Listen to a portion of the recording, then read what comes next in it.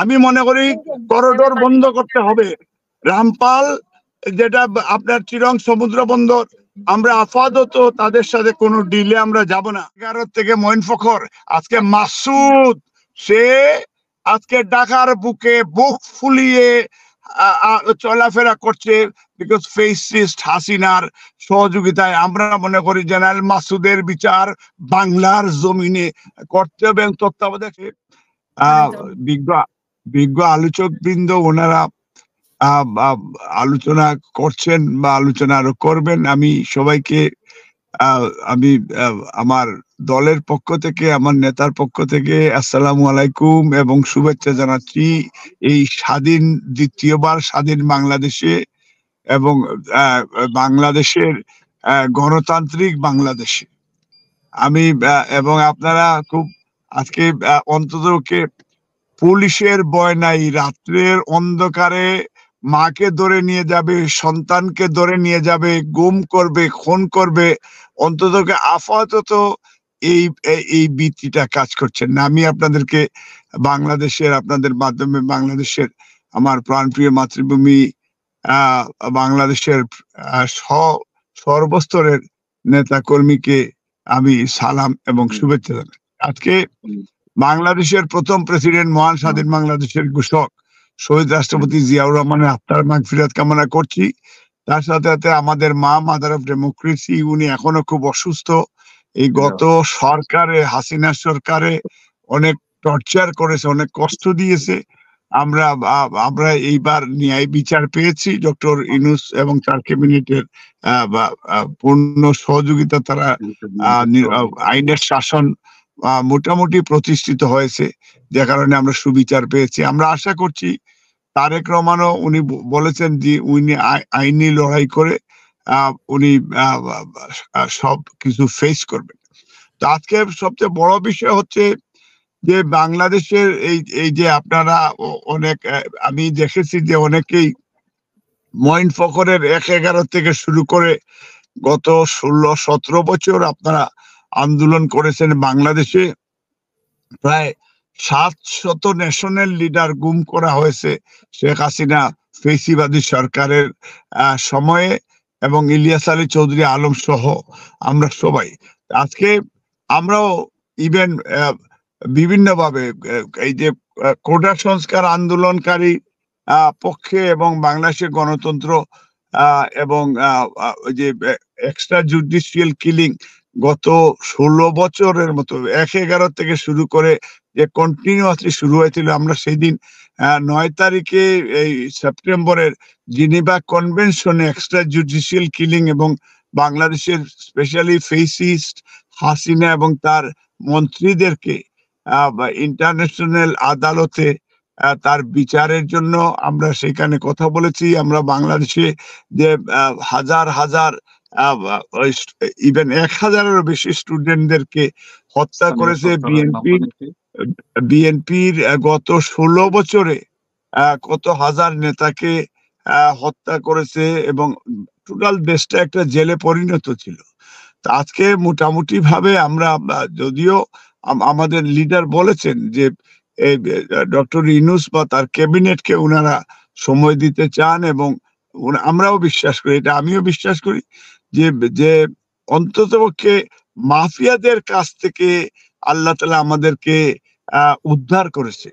আমরা সেই মাফিয়া ফেসিবাদীর বিরুদ্ধে তখনই আরো শক্তিশালী অবস্থান হবে যেদিন আমরা আগামীতে ফ্রি ফেয়ার ইলেকশন, নির্বাচন যেটা বাংলাদেশের জনগণ দেখতে চায়।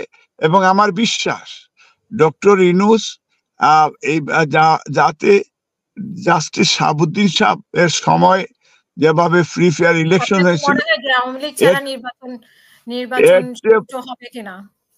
প্রথম হচ্ছে যে আপনার দুইটা প্রশ্ন উত্তর দেবে। একটা তারেক রহমানের বিষয়টা আমি বলবো, আর আওয়ামী লীগের যে বিষয়টা বলেছেন, যারা শুনেন, একটা হচ্ছে যাদের পরক্রিয়া সম্পর্ক ছিল ভারতের সাথে, তারা অতীতেও বলেছেন যে আমাদের স্বামী স্ত্রীর সম্পর্ক, এবং ভারত আমার সার্বভৌমত্বের বিরুদ্ধে তারা তারা কনস্পিরেসি করেছে, এবং এইবার দুইটা বিষয়ে প্রমাণ হয়েছে। এর আগে আপনার এই আগলা মুমিন ভারতে গিয়ে বলেছিল যে আওয়ামী লীগকে পাওয়ারে রাখতে হবে, নাহলে আপনার বাংলাদেশে ইন্ডিয়ার অনেক ক্ষতি হইতে পারে। এবং তারা এই কারণে গত 3টা নির্বাচন বাংলাদেশে একটা যেটা বহুদলীয় গণতন্ত্র বাংলাদেশ শহীদ রাষ্ট্রপতি জিয়াউর রহমান দিয়েছিলেন, parliamentary democracy Begum Khaleda Zia introduce করেছিলেন।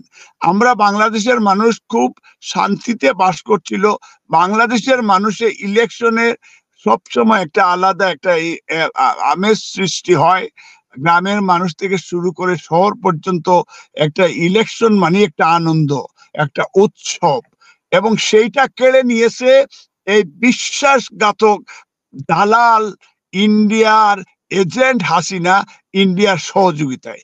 আজকে আওয়ামী লীগ আমার মনে হয় আফটার লিবারেশন জামাতে ইসলামী এবং মুসলিম লীগকে যে কোনো কারণেই হোক তাদের রাজনীতি করতে দেওয়ার সুযোগ ছিল না।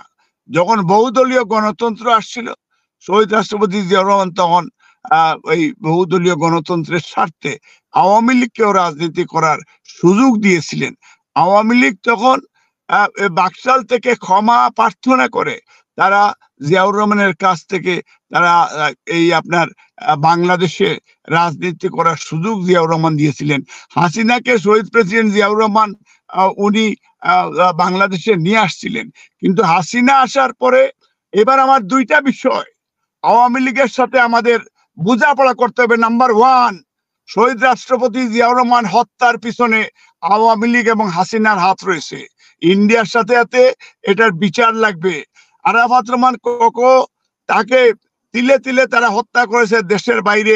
প্রত্যেকটা অ্যাম্বাসেডার গুলি বুলি করে তাকে চিকিৎসা করার সুযোগ করে তারা দেয়নি।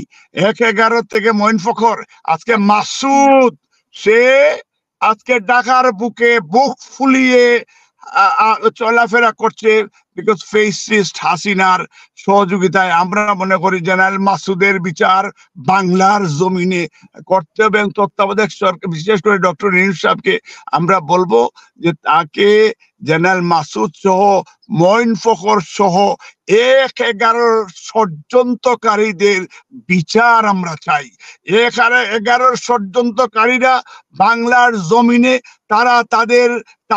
তারা কোনোদিন বাংলাদেশকে সত্যিকার অর্থে, বিকজ তারা ভারতের এজেন্ডা বাস্তবায়ন করেছে।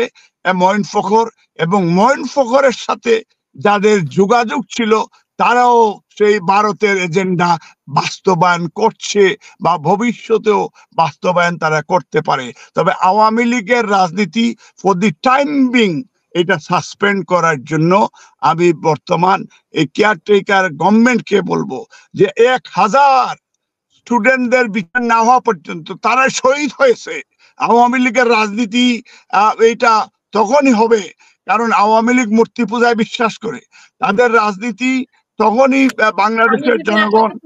যে ভারতের কথা আপনি বললেন, ভারত তো এখন বাংলাদেশের সাথে সুসম্পর্ক রাখতে চায়, তাহলে কি আপনি মনে করেন ভারতের নীতিগতভাবে পররাষ্ট্র নীতিতে পরিবর্তন এনেছে? ভারত ডিক্লিয়ার করেছে, এই জিনিসটা আপনার মনে রাখবেন, ভারত ডিক্লিয়ার করেছে গাজার মুসলমানকে হত্যার জন্য ভারতের প্রস্তুতি। ভারত ডিক্লিয়ার করেছে ইউক্রেনে আপনার রাশিয়ার পক্ষে অবস্থান নেওয়ার জন্য তার সেনাবাহিনীর প্রধানকে তারা ইনস্ট্রাকশন দিয়েছে। বাংলাদেশের জনগণের বিরুদ্ধে তারা যুদ্ধ ঘোষণার জন্য তার সেনাবাহিনীকে প্রস্তুত থাকার তারা আহ্বান জানিয়েছে। সেই ফেসিস্ট ভারত, অফকোর্স ভারতকে আমরা অলরেডি চিহ্নিত করেছি। ভারত এবার প্রমাণ দিতে হবে যে বাংলাদেশের জনগণের পাশে ভারত আছে।